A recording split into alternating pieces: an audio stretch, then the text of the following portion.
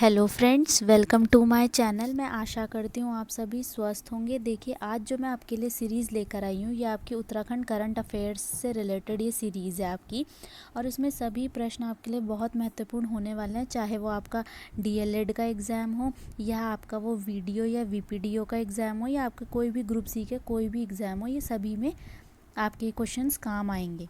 तो चलिए शुरू करते हैं। पहला क्वेश्चन है, गणतंत्र दिवस 2023 की झांकी में किस राज्य ने पहला पुरस्कार जीता है? तो यह जीता है आपका उत्तराखंड ने। अब हम इसके कुछ फैक्ट्स के बारे में देख लेते हैं। 74वें गणतंत्र दिवस के मौके पर कर्तव्य पथ पर पहली आदिवासी महिला जो राष्ट्रपति हैं हमारी द्रौपदी मुर्मू जी ने परेड की सलामी ली है। इस बार तो पूछा जा सकता है कि इस बार जो गणतंत्र दिवस में हमारे मुख्य अतिथि आए थे वो कौन थे और कहाँ के राष्ट्रपति थे। तो मिस्र के राष्ट्रपति थे और उनका नाम था अब्देल फताह अल सीसी। और ये जो अभी हमारी जो झांकी निकली थी उत्तराखंड की, तो ये उत्तराखंड की मानस खंड पर आधारित झांकी थी, और इस झांकी पर को गणतंत्र दिवस परेड की झांकियों में पहला स्थान मिला था। अब हम इस झांकी के बारे में कुछ फैक्ट देख लेते हैं कि इस झांकी में क्या क्या चीज़ें शामिल की गई थी। उत्तराखंड की झांकी में मुख्य भूमिका गढ़वाल की चार धाम यात्रा, प्रसिद्ध पौराणिक जागेश्वर धाम, कुमाऊं में मंदिर माला मिशन जिसके अंतर्गत मानस खंड आदि को दिखाया गया था। इनके अतिरिक्त उत्तराखंड के प्रसिद्ध Jim Corbett national park, Uttarakhand का राज्य पशु कस्तूरी मृग, उत्तराखंड के राज्य पक्षी मोनाल, तीतर, घुघुती आदि को भी झांकी में शामिल किया गया था।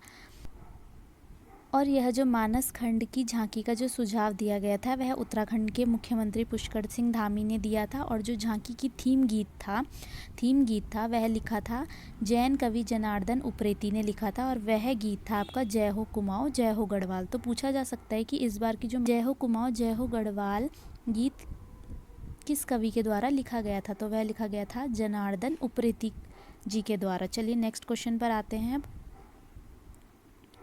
अमृत सरोवर योजना को लागू करने में उत्तराखंड किस स्थान पर रहा है? तो इस योजना को लागू करने पर उत्तराखंड आपके तीसरे स्थान पर रहा है। अब इस योजना के बारे में हम कुछ फैक्ट देख लेते हैं। देश भर में जितने भी जलाशय हैं उनके पुनरुद्धार के लिए इस स्कीम को लाया गया है। पहले स्थान पर उत्तर प्रदेश और दूसरे स्थान पर जम्मू कश्मीर रहा है। यानी कि अगर पूछा जाता है कि अमृत सरोवर योजना में पहले स्थान पर कौन सी स्टेट थी, तो पहले स्थान पे आपकी यूपी है, और दूसरे स्थान पे जम्मू एंड कश्मीर है, और तीसरे स्थान पे आपका उत्तराखंड है। पूरे देश में इस योजना के लागू होने से भूजल स्तर में सुधार देखने को मिला है। उत्तराखंड राज्य में 975 सरोवर का लक्ष्य रखा गया था, किंतु 975 के सापेक्ष में 1092 अमृत सरोवर ही बनाए गए थे।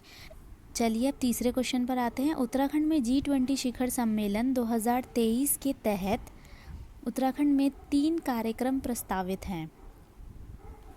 उत्तराखंड में G20 कार्यक्रम की पहली बैठक कहाँ होगी? तो उत्तराखंड में G20 कार्यक्रम की पहली बैठक आपकी होगी रामनगर नैनीताल में। अब इसके कुछ फैक्ट हम पढ़ लेते हैं। उत्तराखंड में G20 शिखर सम्मेलन 2023 के तहत उत्तराखंड में 3 कार्यक्रम प्रस्तावित हैं। 3 वर्किंग ग्रुप में बैठक होगी, और ये 3 वर्किंग ग्रुप कहाँ कहाँ हुए हैं? पहली बैठक रामनगर नैनीताल में 26 से 28 मार्च तक हुई है। दूसरी बैठक ऋषिकेश देहरादून में 25 से 27 मई में, और तीसरी बैठक ऋषिकेश देहरादून में 26 से 28 जून में होगी। तो ये 2 बैठकें अभी आपकी होनी बाकी हैं। इस बैठक में chief science advisory round table कार्यक्रम होगा, जिसमें 70 विदेशी और 30 भारतीय प्रतिनिधि शामिल होंगे। और जो दूसरी बैठक होगी आपकी ऋषिकेश में, बैठक में working on group anti corruption की चर्चा की जाएगी। और तीसरी बैठक में वर्किंग ग्रुप ऑन इंफ्रास्ट्रक्चर तथा देश दुनिया के इंफ्रास्ट्रक्चर की चुनौतियों एवं नई तकनीकियों पर चर्चा की जाएगी। तो ये पूछा जा सकता है कि जो दूसरी बैठक होगी वह कहाँ होगी G20 राउंड टेबल कॉन्फ्रेंस की। ये पूछा जा सकता है कि G20 शिखर सम्मेलन की उत्तराखंड में दूसरी बैठक कहाँ होगी? पहली बैठक आपकी रामनगर में होगी, दूसरी बैठक आपकी ऋषिकेश में, और तीसरी बैठक होगी आपकी ये भी ऋषिकेश में होगी। नेक्स्ट क्वेश्चन है, भारत का पहला हरित ऊर्जा आधारित सौर पैनल कारखाना किस राज्य में बनाया जाएगा? तो यह बनाया जाएगा आपका उत्तराखंड में। भारत का पहला हरित ऊर्जा आधारित सौर पैनल कारखाना, याद रखिएगा, उत्तराखंड में बनाया जाएगा। अब इसके बारे में हम कुछ देख लेते हैं। उत्तराखंड के रुद्रपुर उधम सिंह नगर में यह बनाया जाएगा। तो यह भी पूछा जा सकता है कि जो भारत का पहला हरित ऊर्जा आधारित कारखाना बनने जा रहा है उत्तराखंड में, वह किस ज़िले में बनेगा। तो वह उधम सिंह नगर के रुद्रपुर में बनेगा। इसमें ल्यूमिनस कंपनी ने उत्तराखंड में भारत की पहली हरित ऊर्जा पर आधारित सौर पैनल कारखाना निर्माण करने की घोषणा की है। तो किस कंपनी ने घोषणा की है? ल्यूमिनस ने इसकी घोषणा की है। नेक्स्ट क्वेश्चन है, उत्तराखंड में किन 2 महिलाओं को केंद्र सरकार के जल शक्ति मंत्रालय के पेयजल एवं स्वच्छता विभाग की ओर से स्वच्छ जल शक्ति सम्मान 2023 के लिए चुना गया है?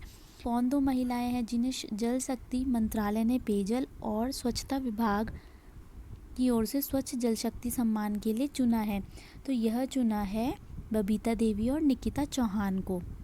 इसके बारे में अब हम कुछ फैक्ट देख लेते हैं। अंतर्राष्ट्रीय महिला दिवस के अवसर पर जल शक्ति मंत्रालय द्वारा विभिन्न कार्यक्रमों के तहत महिलाओं के असाधारण योगदान के लिए स्वच्छ सूचना सम्मान 2023 सम्मानित किया गया।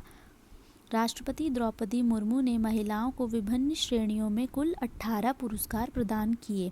तो याद रखिएगा, अंतर्राष्ट्रीय महिला दिवस पर जो स्वच्छ सूचना सम्मान 2023 सम्मानित किया गया था, उसमें महिलाओं को अलग अलग श्रेणियों में 18 पुरस्कार प्राप्त हुए।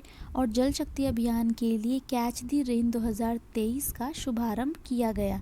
तो एक अभियान शुरू हुआ था जल शक्ति अभियान के लिए, कैच द रेन 2023 का शुभारंभ किया गया।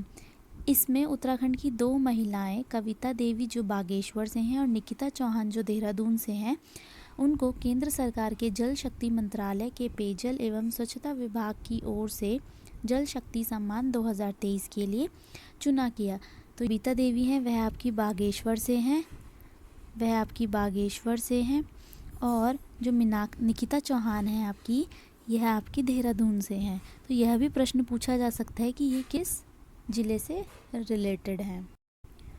नेक्स्ट क्वेश्चन है, उत्तराखंड के प्रसिद्ध गणितज्ञ हरिमोहन सिंह ऐठानी को गणित में शोध के लिए हाल ही में किस पुरस्कार से सम्मानित किया गया है? ये प्रसिद्ध गणितज्ञ हैं, उनका नाम है हरिमोहन ऐठानी जी, और इनको गणित में रिसर्च करने के लिए एक पुरस्कार दिया गया है और उस पुरस्कार का नाम है प्राइड ऑफ इंडिया। हरिमोहन जी को प्राइड ऑफ इंडिया का पुरस्कार दिया गया है, सम्मान दिया गया है। अब इनके कुछ फैक्ट देख लेते हैं कि जो ये गणितज्ञ जो हमारे हरिमोहन सिंह ऐठानी जी हैं, ये बागेश्वर से हैं। बागेश्वर के ऐठन निवासी प्रसिद्ध गणितज्ञ हरिमोहन सिंह ऐठानी को गणित में शोध के लिए सोशली पॉइंट फाउंडेशन जो मध्य प्रदेश की है, उसके द्वारा प्राइड ऑफ इंडिया सम्मान दिया गया।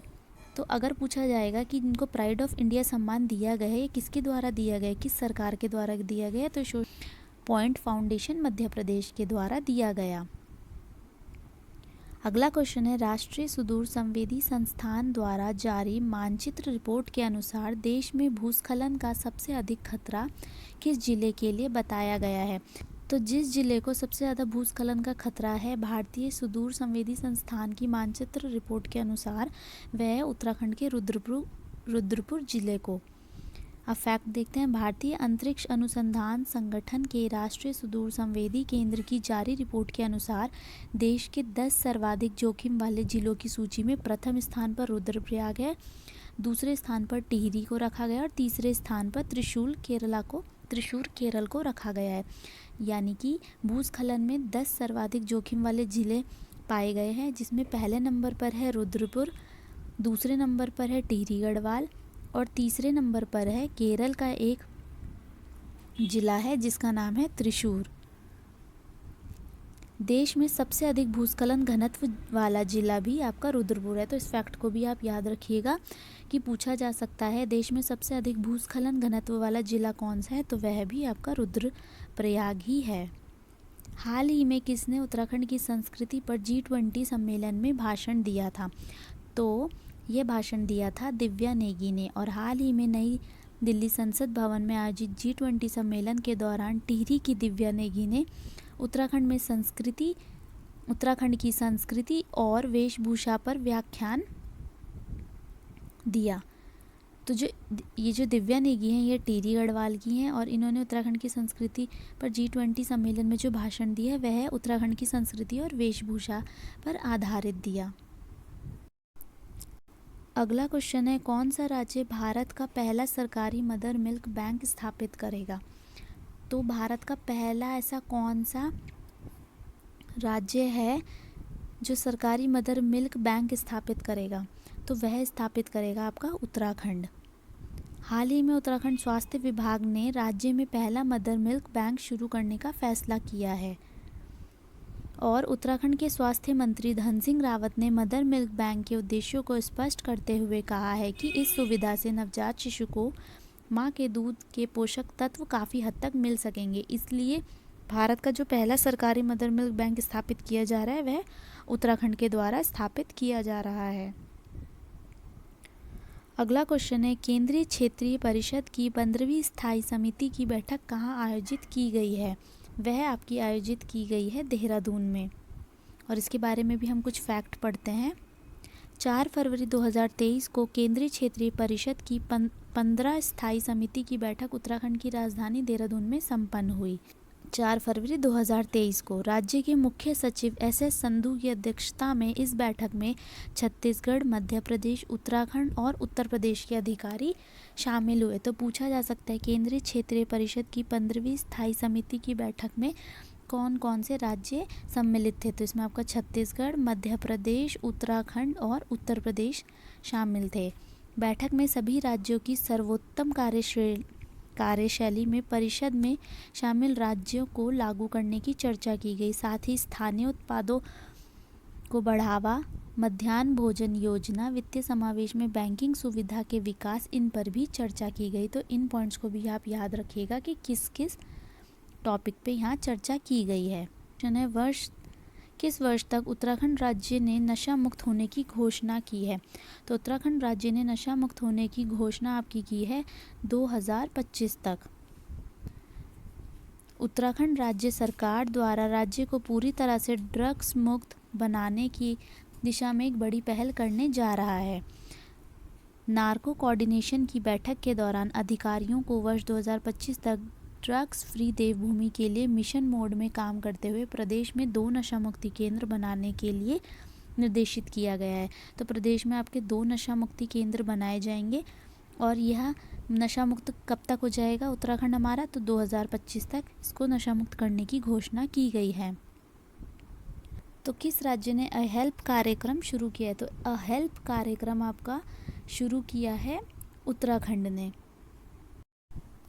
अगला क्वेश्चन है, राष्ट्रीय टीकाकरण दिवस कब मनाया जाता है? तो राष्ट्रीय टीकाकरण दिवस आपका 16 मार्च को मनाया जाता है। किस राज्य में पशु चिकित्सा और आयुर्वेद विषय पर अंतर्राष्ट्रीय वितरण सम्मेलन का पता चला है?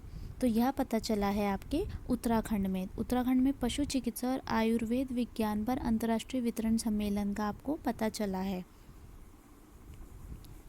किस राज्य ने अपने गठन के लिए आंदोलन करने वालों को नौकरी में 10% का विवरण देने की घोषणा की है? तो यह घोषणा की है उत्तराखंड के द्वारा। यह घोषणा आपके उत्तराखंड के द्वारा की गई है कि आंदोलन जो करेंगे उनको नौकरी में 10% का विवरण दिया जाएगा। देश का पहला इलेक्ट्रिक तीर्थ गलियारा जिसे कॉरिडोर कहा जाता है किस राज्य में बनाया जा रहा है? तो यह आपके उत्तराखंड में बनाया जा रहा है। उत्तराखंड में 22 अप्रैल से चारधाम यात्रा शुरू होने जा रही है। लगभग 900 किलोमीटर लंबे चारधाम यात्रा मार्ग में देश का पहला इलेक्ट्रिक तीर्थ कॉरिडोर बन रहा है, तो जिस पर प्राइवेट इलेक्ट्रिक वाहन भी चल सकेंगे। के लिए हर 30 किलोमीटर पर चार्जिंग पॉइंट बनाए जा रहे हैं। जितने भी आपके इलेक्ट्रिक व्हीकल्स होंगे उनके लिए हर 30 किलोमीटर पर चार्जिंग स्टेशन बनाए जाएंगे। इसके अलावा राज्य के सभी गेस्ट हाउस में भी चार्जिंग पॉइंट की सुविधा मिलेगी।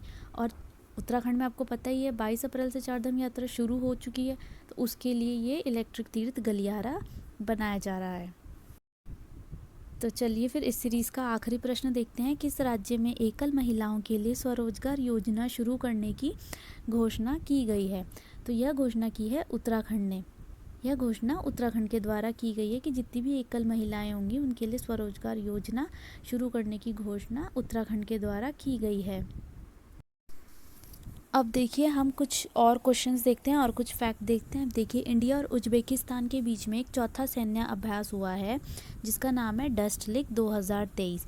ये सैन्य अभ्यास जो आपका हुआ है 20 फरवरी से 5 मार्च के बीच हुआ है। तो यह सैन्य अभ्यास कहाँ हुआ है? यह सैन्य अभ्यास आपके उत्तराखंड के पिथौरागढ़ में हुआ है। उत्तराखंड के पिथौरागढ़ में ये सैन्य अभ्यास हुआ है जिसका नाम है डस्ट लेक। तो डस्ट लेक क्या है? आपका एक सैन्य अभ्यास, और ये किन दो कंट्रीज़ के बीच में हुआ है? यह इंडिया और उज्बेकिस्तान के बीच में हुआ है और यह आपके उत्तराखंड के पिथौरागढ़ में संपन्न हुआ है। अब देखिए हम डस्ट लेक के बारे में कुछ फैक्ट देख लेते हैं, क्या कुछ इंपॉर्टेंट फैक्ट्स देख लेते हैं। जैसे कि ये शुरू हुआ था 2019 में, इसका पहला सैन्य अभ्यास शुरू हो चुका था। मार्च 2021 में इसका दूसरा सैन्य अभ्यास हुआ था और ये आपके रानीखेत में हुआ था। तीसरा सैन्य अभ्यास 2022 में उज्बेकिस्तान में हुआ था और अभी हमने देखा चौथा सैन्य अभ्यास आपका 2023 में हुआ है और यह पिथौरागढ़ में हुआ है। तो ये डस्ट लेक के बारे में कुछ फैक्ट है, आप इनको नोट कर लीजिएगा क्योंकि पूछा जा सकता है कि इसका दूसरा सैन्य अभ्यास कहाँ हुआ था, तो वह रानीखेत में हुआ था। अब देखिए एक और क्वेश्चन है, एक और फैक्ट है कि 74वें गणतंत्र दिवस के अवसर पर गुरुकुल रुड़की की एक प्रोफेसर हैं जिन्हें पद्मश्री अवार्ड से सम्मानित किया गया।